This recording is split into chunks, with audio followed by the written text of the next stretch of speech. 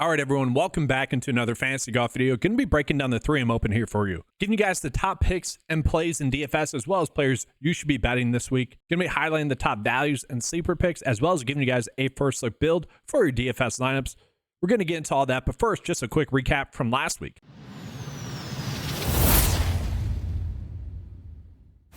So obviously we were all over Xander Schauffele last week at the Open Championship. That was just an easy bet. And actually, the Open Championship and the rest of the majors have been some of the more easy to hit outright winners we'll probably ever get. The average model rank of winners was 2.5, which is pretty crazy. So Xander obviously winning twice, that's pretty huge. Again, not too surprising. That was very much expected. I have a clip out there on Twitter that I posted from the betting video, which pretty much said Xander Schauffele is the starting point this week betting wise. If he brings his A game, he absolutely will win.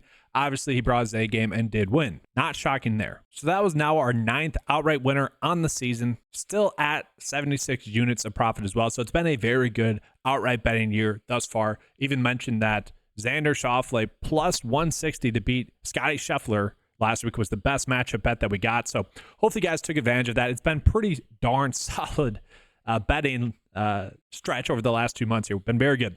DFS wise, it was a little bit more hit or miss. Obviously, there did end up being a weather advantage, which I mentioned during the live stream. I would be doing a decent split of some AM only lineups, some PM only lineups for, the emphasis of round one. And for the most part, though, not a bad week, especially when you look at the player pool. I mean, you look at Lowry, he was someone that was on as a high exposure play. Finau missing the cut did hurt, as well as Rory and Fleetwood and Haddon. I mean, that was not good. But Xander winning was the starting point. That was huge. And then did have a decent amount of 6-for-6 lineups across the cut line in some main builds as well, mostly because when Xander first, and then you're forced to go more fair and balanced, more studs and dudsy, where you went Connors, Rye, Scott, which ended up being huge.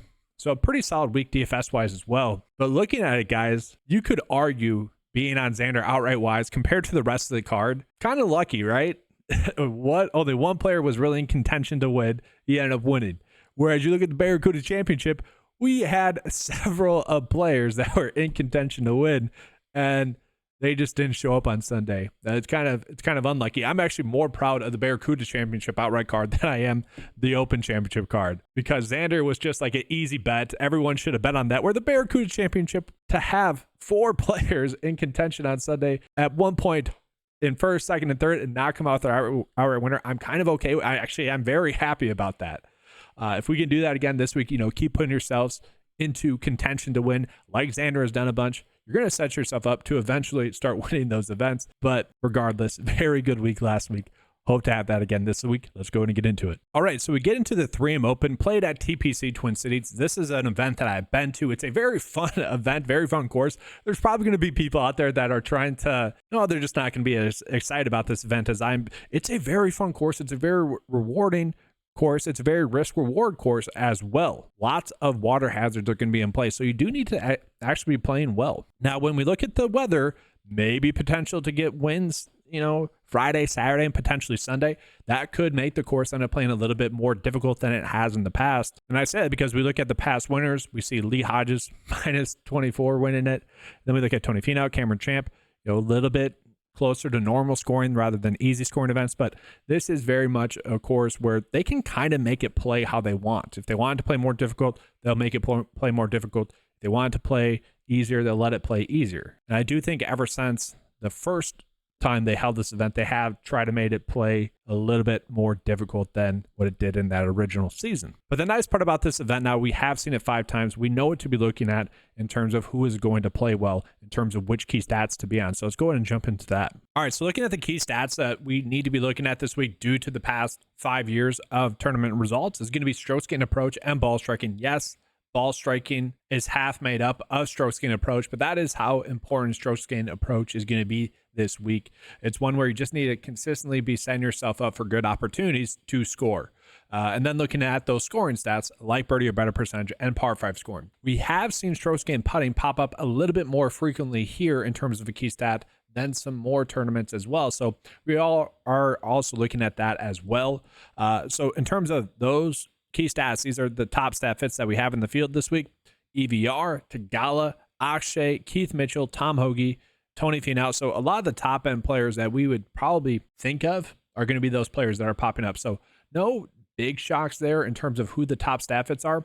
Let's go ahead and jump into course history. So when we look at course history, we are, as always, looking at the last 4 years course history. That's when the data is going to be the most relevant. And really what I see here is that Tony Finau has absolutely dominated this course. If we were going to go back a little bit further even, we would see that he had another top 3 finish mixed in there as well. So he's had 3 top 10 finishes at this tournament over the last 4 years.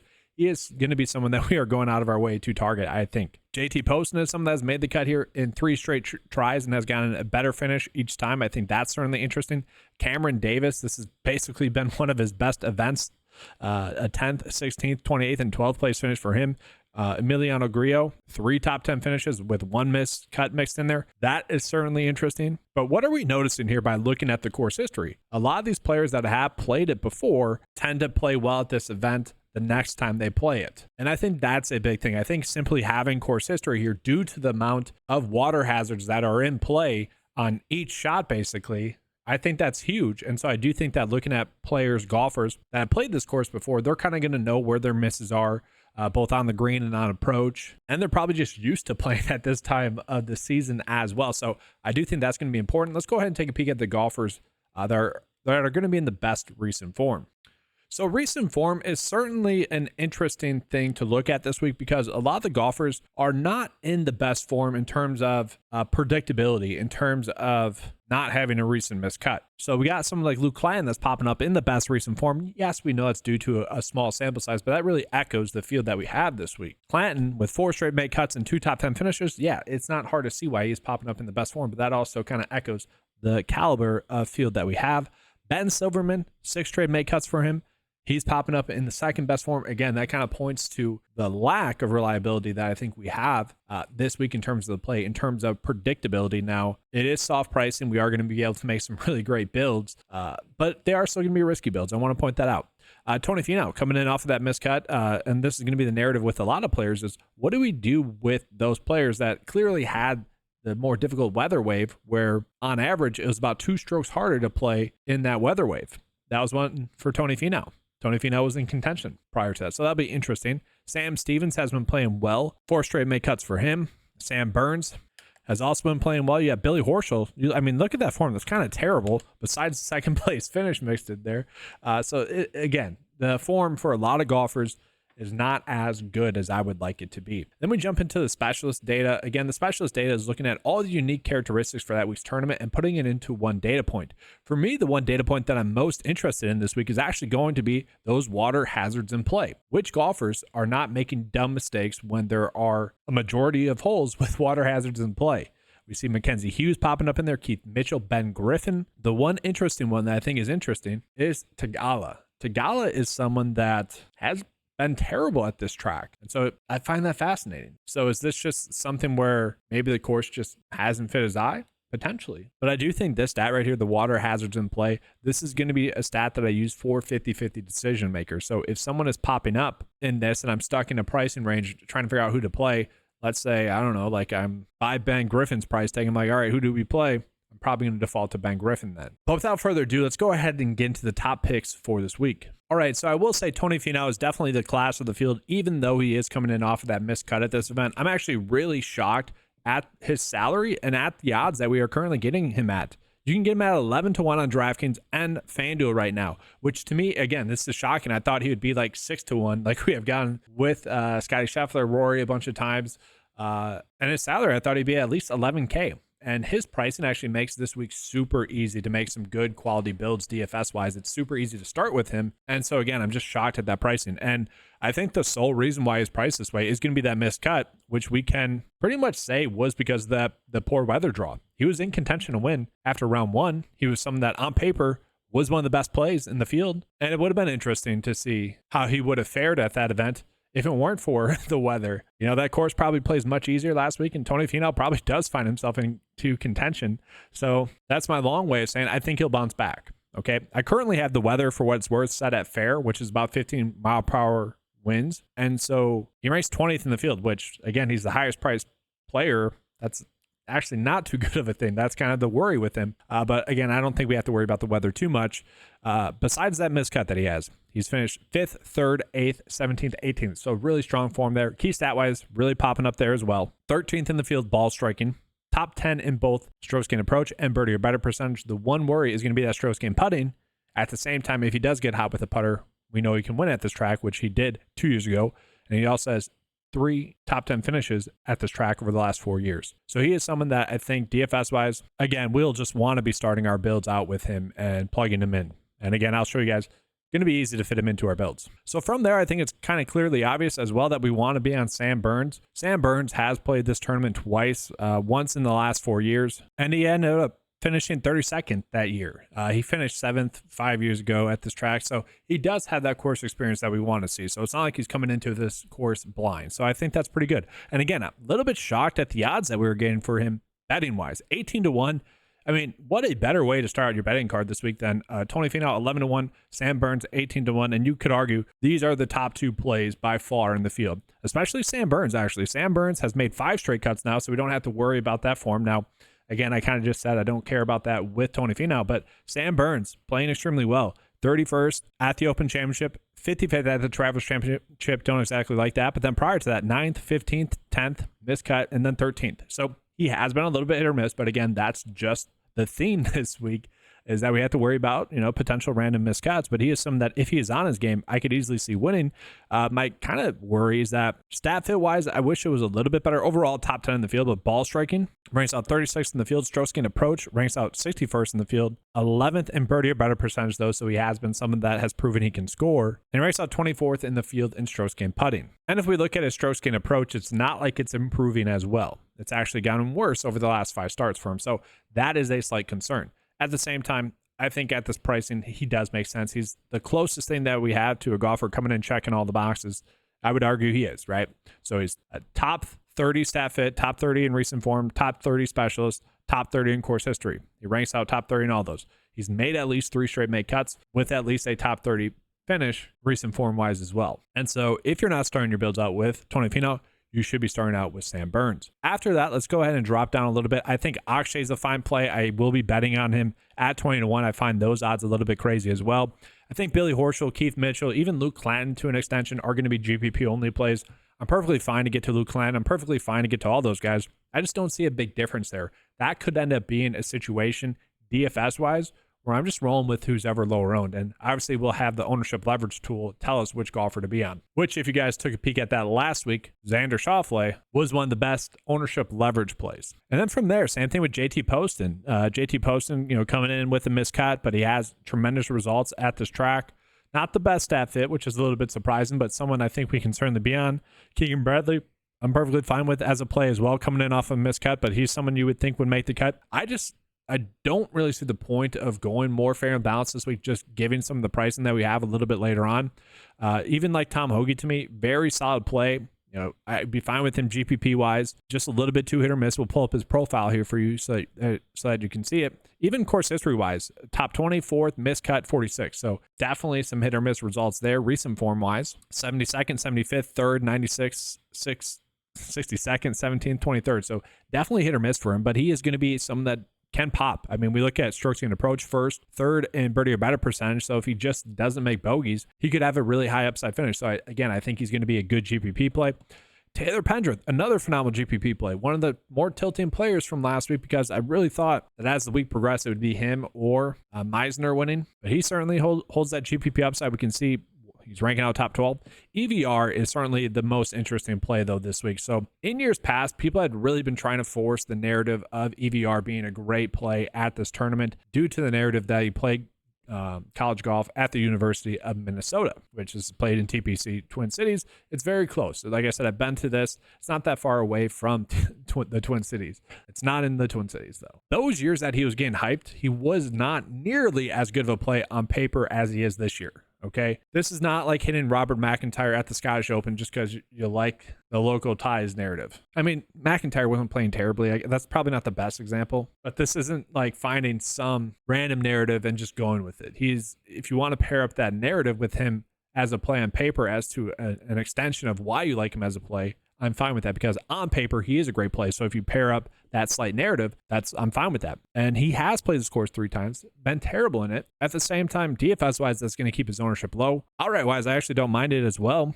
40-1 on most sites. We can see stat fit-wise, guys, second best stat fit in the field. His game should suit up really well for this course. It just hasn't happened for him just yet. And again, maybe a little bit too much pressure. That pressure doesn't feel like it's going to be there this week. His caddy is also a guy that played at the University of Minnesota.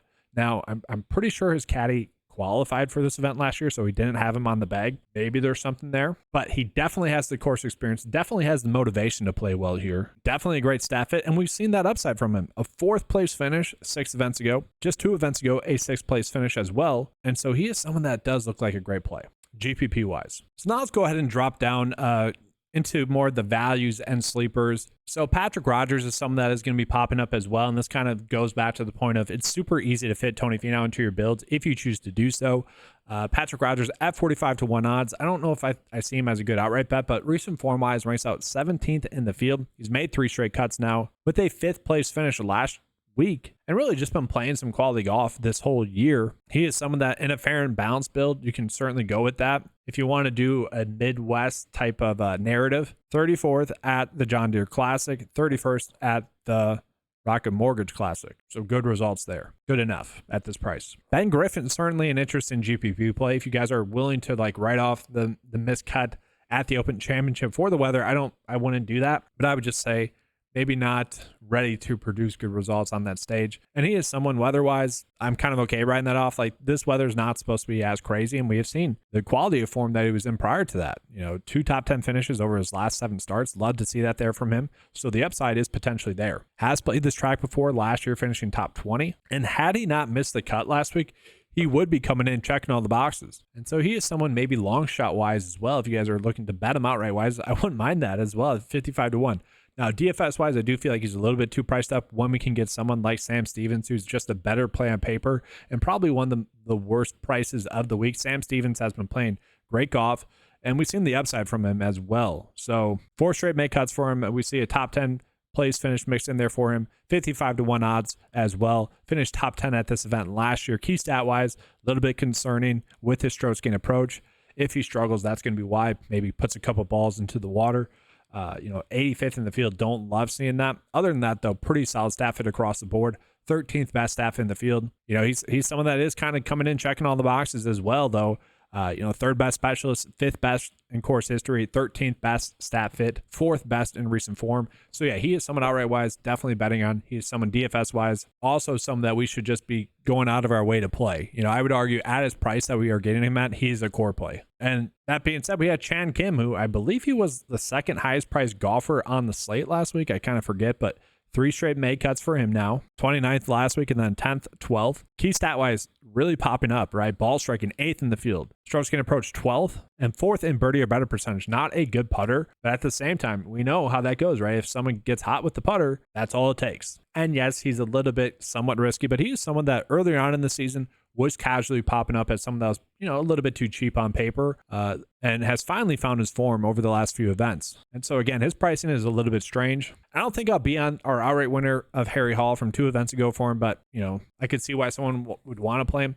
Mac Meissner is someone I do like. Now a lot of people like to call Xander Schauffele a choker prior to this year. And there's a difference between choking and just not winning events, not clutching up. And don't get me wrong, Xander has had a bunch of drives where he just completely mishits it after making a birdie that put him in contention or, the likely winner. Yes, we have seen that. But if you guys were watching last week's tournament of the Barracuda Championship at all, you know what I'm getting at. Meissner definitely felt like he choked away that tournament, just could not find the fairway, kind of looked uninterested a lot of the times, and was just missing putts that he shouldn't have missed. That felt like a choke job. And yes, Nick Dunlap kind of stole it with an insanely low round, but Meissner would be someone that we would just be gearing up on this week if it weren't for that potential of knowing that he did choke. Like, that was his tournament to lose, and he did lose it. And of finishing 4th. That being said, because of that, we are getting him at an extreme discount as well. He's played decently well in the Midwest swing, if you will. Barbasol, 20th or 16th there, 20th at the John Deere Classic, 75th at the Rocket Mortgage Classic. Don't exactly love that, but a pretty strong stat fit across the board. Nothing concerning when we look at his stats, especially at this price tag. I think he's a great play. The issue is we still have other good plays here as well. Jonathan Vegas is fine. Matt Wallace, I could see in a GPP. Rico Hoey, who I don't really get the pricing on him, to be honest with you. He doesn't have course experience here. That could potentially be it. But he is someone that when we look at it, an 8th, a 2nd, 26th, and 6th place finish, what has been the appeal with him as a play? It has been these easy scoring events. And he ranks out 7th in the field in easy scoring events. And we can see it. Barracuda, Barbasol, John Deere, Rocket Mortgage. Like, it's no shock that those have been the events that he's popping up in. And so I actually think he's still a good outright bet. 65-1. Really shocked at those odds. Like, he has continued to put him in spots where he could win. I know he's not ranking out the best model-wise. I'm assuming that's mostly because Vegas, how they value him. They're only giving him a 54% chance to make the cut currently. I don't know if I would do that bet. I think I'd rather just bet him to top 10, honestly, at like 3-1. But he is someone, if he is on his game like he has been, he ranks out 4th in the field in ball striking. If that continues, yeah, he should be in for another good week. Andrew Novak has been playing good enough golf, has played this course before. He's someone that should be a decent play. We got Max Gracerman, who I mentioned last week was kind of my FOMO pick. And man, he was playing well early on. And I'm like, yep, I should have bet him outright. Ended up finishing 13th, which we'll take. I mean, look at his last 5 starts. No finish worse than like 35th. All basically around top 25-ish or so. Has an average finish of 22nd over his last 5 starts, which would rank out the best in the field. Again, key stat-wise, nothing concerning with him as a play. Now, one slight concern, again, pointing back to that water hazards in play, that's like literally the slight concern. I've been trying to find, maybe reasons why we shouldn't go all in on a player. It's the fact that he doesn't have course history. And it's the fact that, yeah, maybe a little bit of a struggle there with the water hazards in play. Besides that, though, is looking like someone that we could be going out of our way to target at that pricing. It's kind of an easier play for me. Ben Silverman is certainly another guy that is catching my eye this week. Recent form-wise, second best in the field. I mean, it's just crazy. 40th, 31st, 18th, 17th, 35th, 32nd, 16th.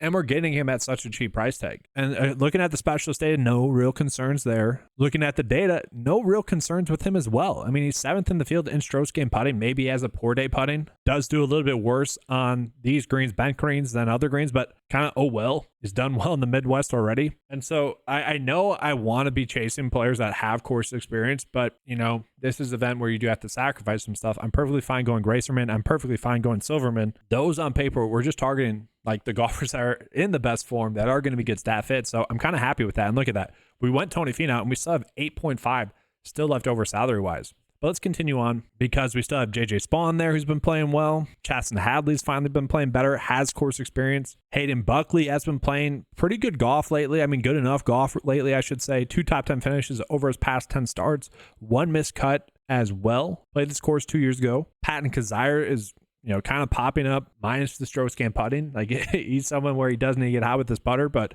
ranks out well, ball striking, strokes gained approach, and birdie or better percentage, top 10 in the field and all those. We saw what happens when he isn't putting poorly.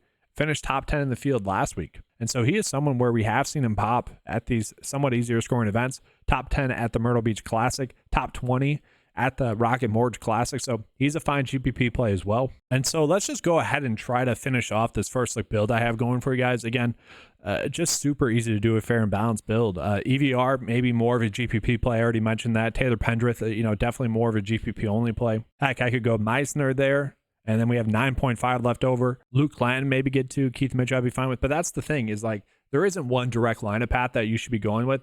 It is very much spread out. Heck, I could probably get Sam Burns into this build somewhat easily. Let's try that. Okay, maybe not easily, but like Chasson Hadley was someone we just saw kind of popping up in there. I'd be kind of fine with that. Go Sam Burns, and you got Hadley who, you're just chasing the upside there, but don't hate it. Hayden Springer is a decent staff. Like Hayden Buckley, there we go. We'll go Hayden Buckley. Like you can make a good build this week by doing them by hand. But let's go ahead and see what the lineup optimizer is telling us to do as well. And again, before we get into the lineup optimizer, do want to just remind you of the promo code that's currently going on 9to5sports.com. If you guys are someone that is a new or looking to become a member to 9 to 5 for the first time, you can use the promo code SUMMER to get 50% off your first month. That'll be available for only a few more days up until August 1st. So take advantage of that. You get the membership for just $5 a month. All the tools as you saw in this video available for just $10 a month. All right, so to use the lineup builder, we have to give it 2 data points to go off of. So I just did that. We're just gonna do what I always do. 3 unique players, 30% max exposure. Let's try that out, see what it does, just to see what it's telling us it thinks is the most optimal build that we can be on this week. And so it's spinning out Luke Clanton, Tom Hoagie, EVR, Ben Griffin, Sam Stevens, Chan Kim. That does sound like very much what a GPP only build. And so I want to point that out because I do think we could be getting some terrible cash ownerships. I mentioned SunJam was a terrible cash ownership last week. Ended up working out for people. He ended up making the cut on the number, then had himself a weekend. I mentioned Adam Scott was a better cash play, safer cash play. That ended up being a push. That, kind of whatever there. I could see that kind of same thing happening where people are just so focused in on the GPP upside that they're not seeing the risk of a player potentially missing the cut. And looking at this, Hoagie, tremendous upside. EVR, tremendous upside. Ben Griffin, tremendous upside. All had the potential to miss the cut. And so that's a little bit concerning.